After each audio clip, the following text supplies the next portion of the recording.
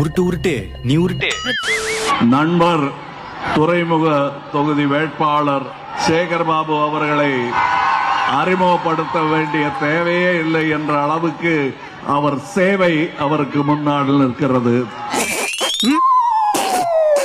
அவர் சொல்லிக்க மாட்டாரு, ஆனா நான் சொல்லலாம். ராஜராஜ சோழனையும் தாண்டி கோவில்களுக்கு கொடமுழுக்க பண்ணவர் இவரு. ஏப்பா அழுகுற முருகேசா? என்னமா ஃபீல் பண்ணி கூவுறான்டா அவன்.